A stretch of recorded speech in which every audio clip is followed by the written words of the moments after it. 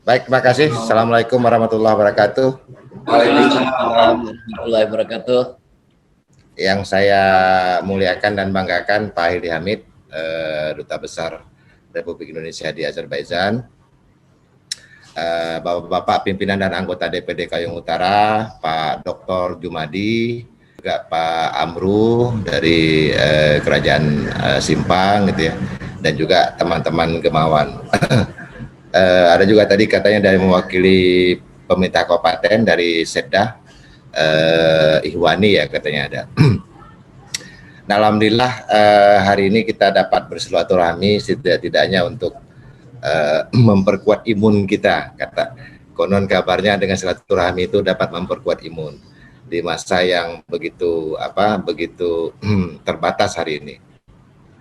Nah, dalam konteks diskusi hari ini saya juga ingin menyampaikan apresiasi atas inisiatif dari teman-teman DPRD Kayong Utara untuk bagaimana mengembalikan semangat, kira-kira begitu, mengembalikan semangat kemajuan untuk melakukan perubahan di Kabupaten Kayong Utara. Ya kalau dulu bisa, kenapa sekarang tidak, kan kira-kira begitu.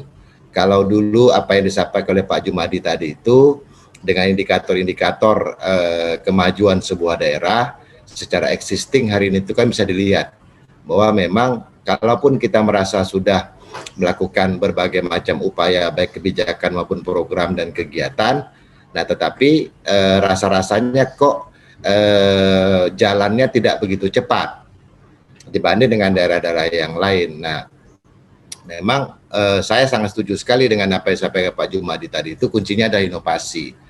Nah, apalagi di era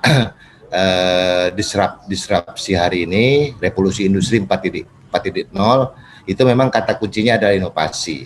Bahkan beberapa pakar itu menyebutnya dengan sustainable innovation, inovasi yang berkelanjutan. Tidak bisa kita tidak melakukan inovasi karena terjadi perubahan yang begitu cepat. Dari mulai perubahan para pemain-pemain, juga aktor-aktor yang lama dengan aktor yang baru, kemudian perubahan-perubahan cara kita menjalani kehidupan gitu ya, dari yang dulu serba fisik menjadi teknologi digital dan seterusnya. Nah, termasuk hal-hal baru dalam rangka menjawab tantangan dan kebutuhan hari ini. Nah, kalau di zaman Pak Hildi kemarin, kebetulan kami di Gemawan banyak terlibat, bahkan dalam penyusunan visi, misi, dan program prioritas 2013-2018 itu, saya ingat betul ketika Pak Hildi itu menetapkan bahwa visinya itu adalah Kabupaten Kayong Utara maju sebagai kabupaten unggulan. Itu dua kata kunci. Kayong Utara maju sebagai kabupaten unggulan. Kata kuncinya adalah maju dan unggul. Nah, dengan jabaran misi dan program-program prioritasnya tadi juga sudah disinggung oleh Pak Abdurrahman. Nah, sekali lagi kata kuncinya tadi juga disinggung oleh Pak Jumadi. Di zaman kemarin itu memang kolaborasi dan sinergi itu, dan itu kan hanya dapat terjadi kalau sudah terbangun trust, ada kepercayaan antara pemerintah dengan stakeholders, begitu juga bersama dengan DPRD. Karena dengan adanya trust itulah kemudian kita bisa secara jujur, tadi Pak Jumadi bilang, secara jujur juga mengakui keterbatasan kita, untuk kemudian kita melihat ada nggak potensi di luar kita, kata di luar pemerintah Kabupaten Kayong Utara, untuk kita konsolidasikan. Yang namanya meningkatkan PAD itu kan tentu upaya yang sangat panjang dan tidak gampang juga. Saya paham betul kenapa dulu Pak Hildi itu salah satu caranya adalah dengan melakukan penyertaan modal di Bank Kalbar untuk itu yang kemudian dividennya menjadi masuk dalam pos PAD. Karena kan tidak mungkin dikit-dikit rakyat dipajaki gitu ya. Orang baru jualan kaki lima dikasih pajak, minta retribusi, kan ujung-ujungnya nanti malah legitimasi pemerintah malah kemudian kurang baik di mata masyarakat. Nah, tetapi sektor-sektor unggulan apa yang kemudian bisa didongkrak untuk meningkatkan PAD. Nah, dengan segala keterbatasan, bisa zaman Pak Hildi kemarin ya strateginya dengan penyertaan modal di Bank Kalbar sehingga dividennya bisa masuk mendongkrak PAD, sambil juga mendorong sektor-sektor real serta sektor-sektor informal yang lain. Nah, itu kan dapat dilakukan dengan adanya trust tadi itu. Makanya Gemawan terlibat betul dengan berbagai kegiatan dan program strategis di zaman Pak Heldi. Nah, nanti saya juga akan berbagi dengan sahabat-sahabat saya, ada Muhammad Isa, juga ada Lele Henur. Saya cuma ingin menekankan terkait dengan potensi sumber daya di luar dari pemerintah Kabupaten Kayong Utara. Misalnya program-program dan kegiatan dari kementerian dan lembaga. Itu kan tinggal dikonsolidasi. Tadi misalnya Pak Jumadi nyinggung soal desa mandiri. Padahal 2018 itu baru satu desa mandiri, tetapi begitu masuk 2019-2020, kabupaten yang lain sudah mengalami lompatan tinggi gitu ya, lebih dari 20 sampai 30 desa mandirinya, terutama di Mempawah dan Kuburaya. Tetapi Kayong dari 2018 yang satu kemudian cuma bisa naik menjadi 5. Nah, mestinya kan ada konsolidasi strategi serta pembagian peran antar OPD terkait menangkap katakanlah peluang dari program dari kementerian dan lembaga. Misalnya yang saya tahu Kayong Utara kan kemarin juga ada pendampingan dari Bappenas melalui proyek pendampingan kawasan perdesaan Kayong Agro Lestari yang ada di desa di Simpang Hilir dan Teluk Batang. Nah, dengan coba mengoptimalkan komoditi jagung misalnya dan kelapa. Nah, ini kan peluang-peluang sumber daya dari pihak luar yang harus dikonsolidasikan. Nah, tetapi ketika misalnya pemerintah kabupaten tidak menyambutnya dengan katakanlah sumbangsi serta kontribusi dari pemerintah kabupaten sendiri, akhirnya program dan kegiatan itu berjalan sendiri. Saya juga misalnya kebetulan dari 2018 di Kayong Utara itu mengawal program Desa Peduli Gambut, program dan kegiatan pendampingan desa gambut dari Badan Restorasi Gambut, sekarang menjadi Badan Restorasi Gambut dan Mangrove itu ya. Kalau dari catatan saya misalnya untuk pendampingan desa-desa gambut di Kayong Utara dari 2018 sampai 2020 itu ada 23 desa yang didampingi oleh Badan Restorasi Gambut dengan berbagai macam kegiatannya. Mulai dari bangun sekat kanal, bangun sumur bor, kemudian bantuan ekonomi produktif dalam bentuk misalnya bantuan ternak sapi, ada juga yang kambing dan lain-lain. Nah, itu kan sebetulnya lumayan. Satu desa misalnya melalui kelompok masyarakatnya yang dibantu untuk mengembangkan peternakan baik sapi maupun kambing misalnya, kan itu kalau diintegrasikan dengan indikator capaian ketahanan ekonomi dalam konteks indeks desa membangun, kan itu mestinya berkontribusi.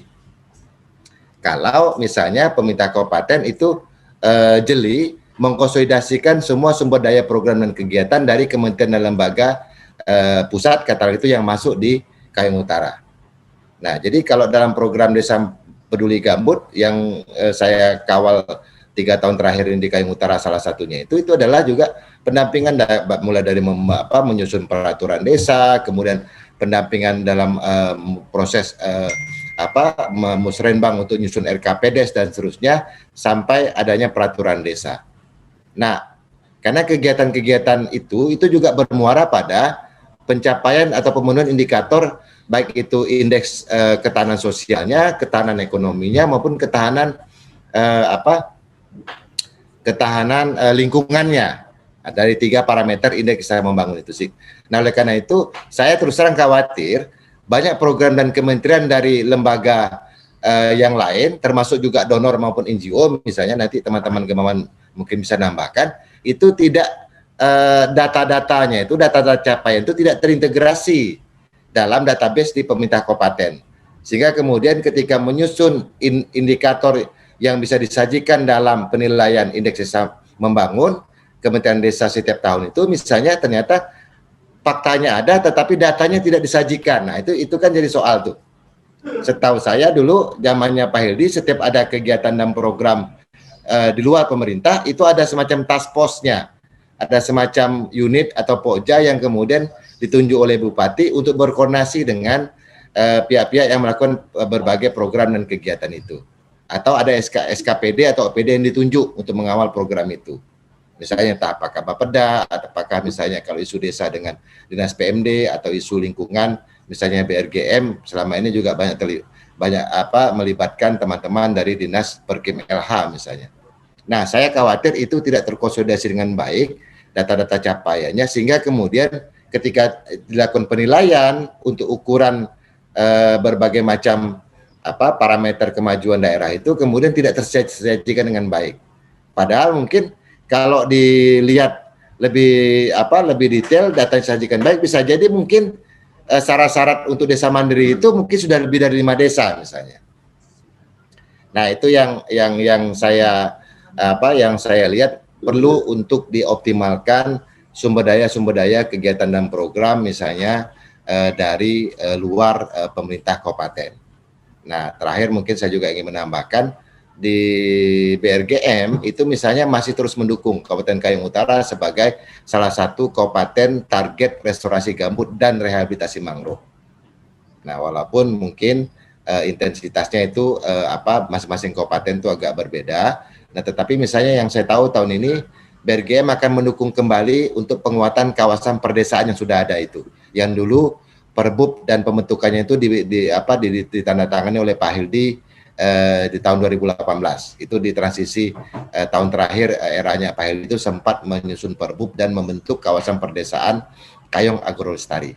Nah, itu akan kita perkuat lagi dengan bagaimana bisa mengoptimalkan ada komoditi-komoditi berbasis sumber daya lokal gitu ya untuk bisa masuk dalam pasaran dalam rangka meningkatkan unit UMKM misalnya. Karena ke depan ini dengan era market digital itu sebetulnya sangat berpeluang sekali misalnya.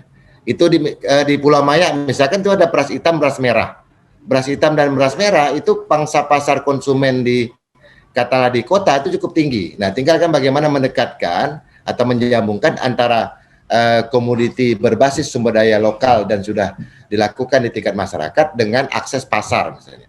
Itulah tugas-tugas saya kira pemerintah juga stakeholder yang lain termasuk misalnya saya selain masih menjadi pengurus Gemawan juga aktif di Badan Restorasi Gambut dan Mangrove. Nah, kemudian juga teman-teman NGO dan beberapa program donor dari yang lain. Karena dari bagaimanapun kan Kayong masih dilihat sebagai kabupaten dengan potensi sumber daya hutan dan lingkungannya cukup kuat. Sehingga ketika pemerintah hari ini bicara soal bagaimana menurunkan emisi gas rumah kaca, tentu yang dilirik itu adalah kabupaten-kabupaten yang punya tegakan kayunya cukup banyak, gitu. Apalagi Kayong Utara Taman Nasional, kawasan hutan dan lain juga potensi gambut serta mangrove. Karena gambut dan mangrove sekarang ini menjadi andalan untuk bagaimana mencapai target pemerintah mengurangi emisi gas rumah kaca yang itu menjadi bagian dari komitmen global pemerintah Indonesia.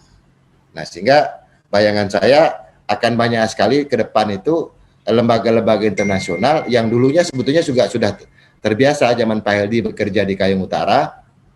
Dulu ada USAID IFAC gitu ya, yang membantu kebijakan dalam penataan ruang dan lain-lain. Gemawan saya kira waktu itu juga terlibat.